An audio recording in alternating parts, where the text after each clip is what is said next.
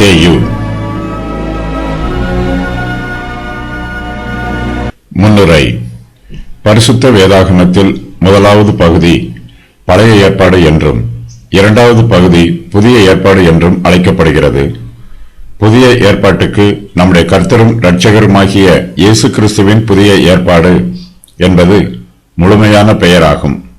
புதிய ஏற்பாடு என்னும் பெயருக்கு புதிய உடன்படிக்கை என்றும் பொருள் கூறலாம்.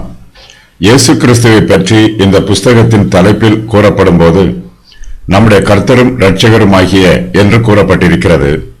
இயேசு கிறிஸ்துவை நம்முடைய கர்த்தராக அங்கீகரிக்கவில்லை என்றால் அவர் நம்முடைய இரட்சகராக இருப்பார் என்று எதிர்பார்க்க முடியாது.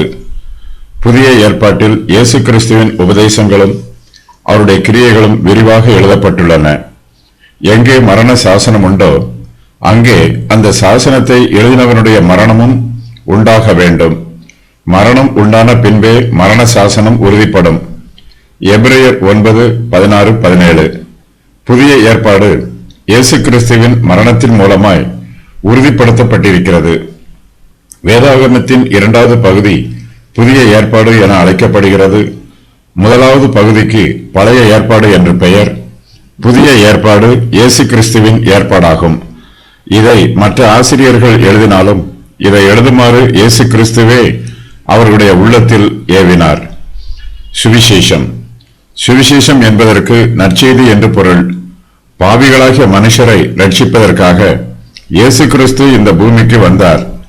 இயேசு கிறிஸ்துவின் வருகையே பரலோகத்திலிருந்து பூமிக்கு வந்திருக்கும் நற்செய்தியாகும்.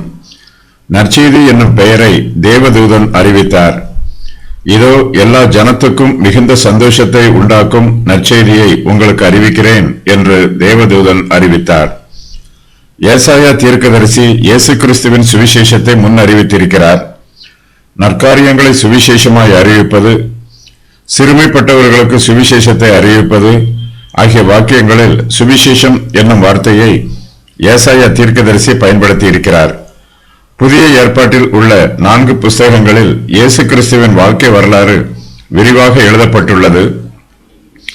இந்த 4 நூல்களுக்கும் சுவிசேஷங்கள் என்று பெயர். ஆதி திருச்சபையில் சீஷர்களும் விசுவாசிகளும் இந்த 4 சுவிசேஷங்களையும் வாசித்து தேவனுடைய ஆலோசனைகளையும் ஆசீர்வாதங்களையும் பெற்றுக் கொண்டார்கள். புதிய ஏற்பாட்டில் மத்தேயு, மார்க்கு, லூக்கா, யோவான் ஆகிய 4 பேர் எழுதிய சுவிசேஷங்கள் மாத்திரமே இடம்பெற்றுள்ளன. ஆதி திருச்சபையின் காலத்தில் மேலும் பல ஆசிரியர்களும் சுவிசேஷங்களை எழுதினார்கள்.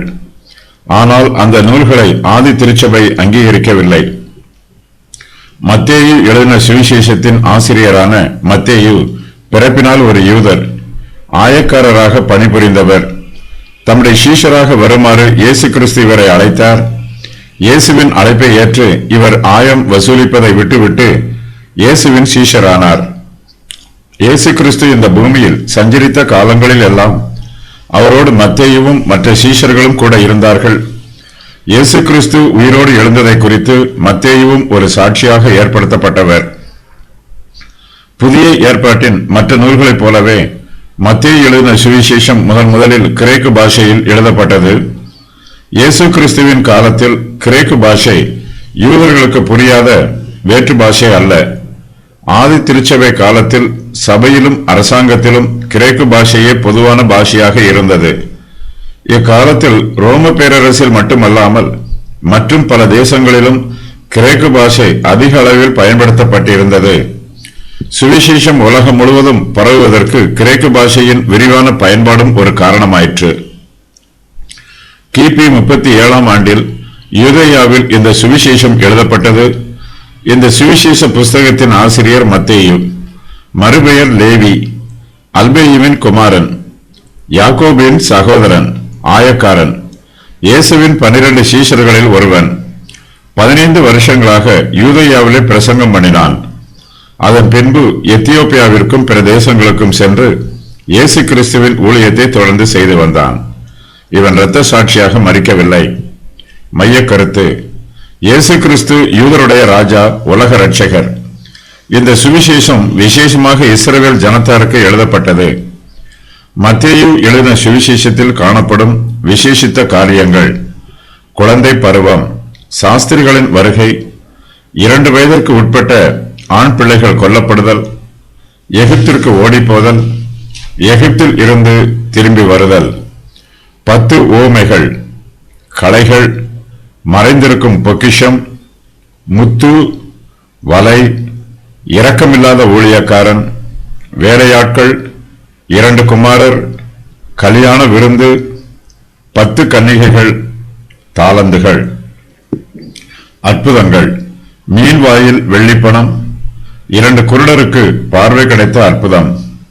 சம்பாஷணைகள்: மலைப்பிரசங்கம், வருத்தப்பட்டு பாரம் சுமக்கிறவர்களே, வீணான வார்த்தைகள், இந்த கல்லின் மேல் என் சபையை கட்டுவேன். உன் சகோதரன் உனக்கு விரோதமாக குற்றம் செய்தால், தேவனுடைய ராஜ்யம் உங்களிடத்திலிருந்து நீக்கப்பட்டு அதற்கு ஏற்ற கனிகளை தருகிற ஜனங்களுக்கு கொடுக்கப்படும். வேதபாரகர், பரிசேயர் ஆகியோரை பற்றிய காரியங்கள்: ஒரு கல்லின் மேல் ஒரு கல் இராதபடிக்கு எல்லாம் இடிக்கப்பட்டு போகும். நீங்கள் புறப்பட்டு போய் சகல ஜாதிகளையும் சீஷராக்குங்கள்.